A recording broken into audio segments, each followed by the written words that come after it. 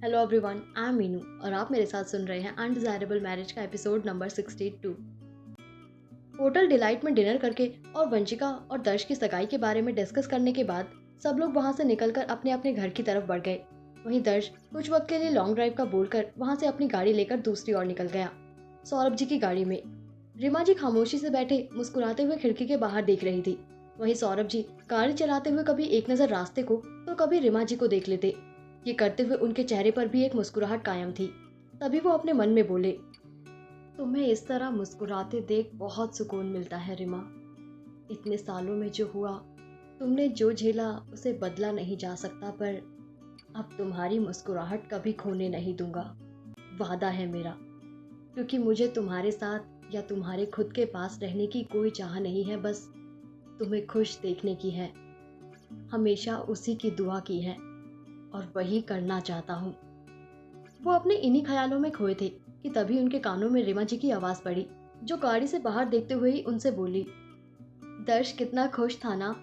मैंने आज तक उसे इतना खुश कभी नहीं देखा। जिसे सुनकर वो हल्की सी हंसी हंसते हुए बोले, हाँ खुश तो होगा ही, आखिर मोहब्बत का एहसास हो गया और वो मोहब्बत इजहार के बाद उसके साथ है, तो खुश नसीब भी है और खुश भी है मेरा बच्चा। उनकी कही गई बात को सुन रीमा जी उनकी ओर गौर से देखने लगी और फिर कुछ पल खामोशी से देखने के बाद बोली, आप अंजलि जी को बहुत ज्यादा याद करते हैं ना।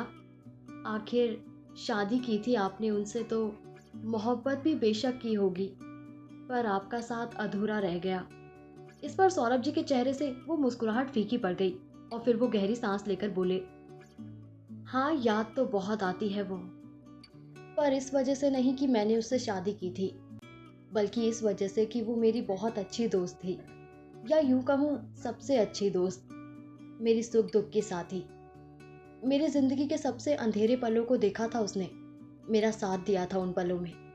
पर अगर मैं ये कहूँ कि मैंने उससे मोहब्बत की थी, ये बिल्कुल गलत होगा, उसके साथ भी और मेरे साथ भी, क्योंकि हम दोनों ही अपना दिल किसी और पर हारे थे। उसे उस इंसान ने धोखा दिया और मुझे मेरी किस्मत ने, जिस वजह से हम दो दोस्तों को हमसफर बनना पड़ा, सिर्फ एक समझौते के तहत। वरना अगर ये नहीं होता तो हम दोनों अपनी अपनी मोहब्बत के साथ होते। और ये सब कहते हुए उनके चेहरे में एक हल्का सा दर्द और अपनी मोहब्बत से बिछड़ने की एक टीस साफ नजर आ रही थी। वही उनकी बात सुन रीमा जी हैरानी से उनकी ओर देखते हुए बोली, ये क्या कह रहे हैं आप सर? अगर ऐसा था तो आप दोनों ने एक दूसरे से शादी ही क्यों की? ऐसी भी क्या मजबूरी आन पड़ी थी? और दर्श, उसका क्या? उनके ऐसे कहने पर सौरभ जी ने ब्रेक लगाए और गाड़ी रोक दी।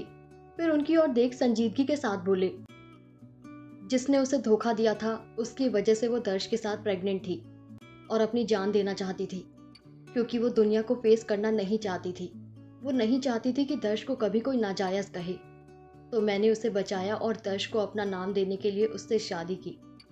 और मोहब्बत हम दोनों कभी एक दूसरे से नहीं कर पाए और एक दूसरे से कभी कोई गिला भी नहीं किया, लेकिन हमारे रिश्ते में विश्वास और लॉयल्टी बराबर थी।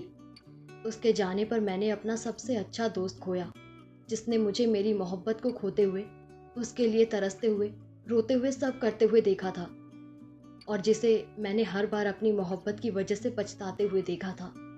हम दोनों ने एक दूसरे का साथ हर कदम पर दिया है, पर एक दूसरे के हमदम नहीं बन पाए।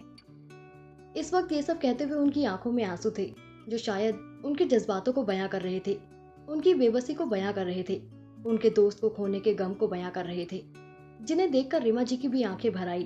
तो उन्होंने उनके कंधे पर हाथ रखते हुए रूंधे गले से कहा, मैं ये तो नहीं जानती सर कि वो थी कौन जिनसे आपने मोहब्बत की थी, पर जो भी थी या जो भी है, खाटू श्याम जी की कसम बड़ी किस्मत वाली है।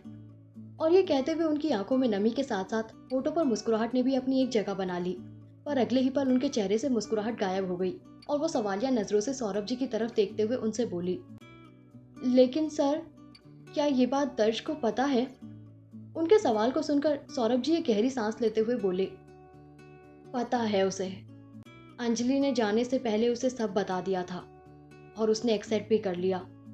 बल्कि उसे ही नहीं, कल्याणी माँ, वंश और वंशिका सबको पता है, बस घर से बाहर इस चीज का जिक्र नहीं करते हैं और ना ही उसके सामने।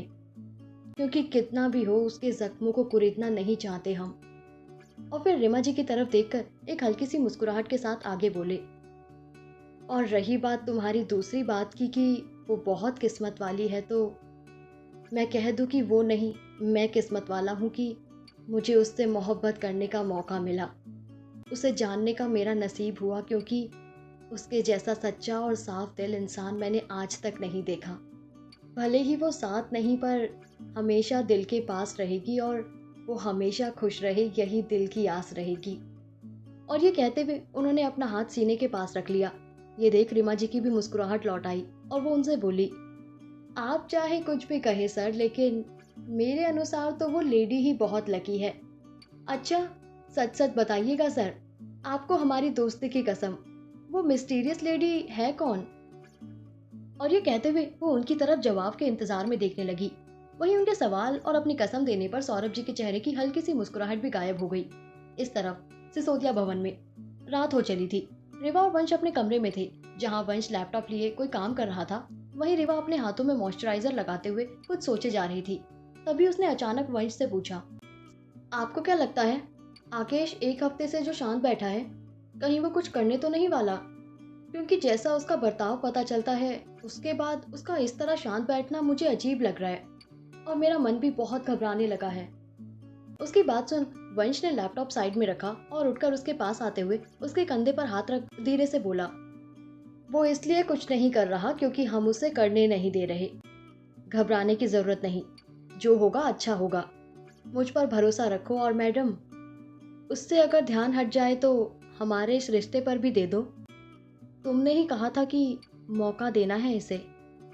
और ये कहते कहते उसके लब रिवा के कान के बहुत करीब आ चुके थे, जिस कारण रिवा उसकी सांसों को अपने चेहरे पर साफ महसूस कर पा रही थी। उसकी नजदीकी से वो सिहरने लगी और खुद में सिमटकर शर्माई नजरों से उसे देखने लगी। ये देख वंश के चेहरे की मुस्कुराहट और ज्यादा बढ़ गई। फिर वो उसी तरह उसके कान के पास धीरे से बोला, सिर्फ मोहब्बत के नाम पर यह सरगोशी है, सुर्खी है चेहरे पर, तो जब उसकी खुमारी चढ़ेगी तो क्या होगा मिसेस सिसोदिया?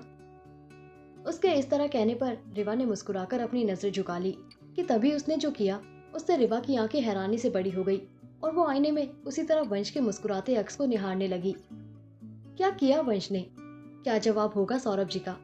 जानने के लिए सुनते रहिए कहानी के आने वाले एपिसोड्स। Thank you.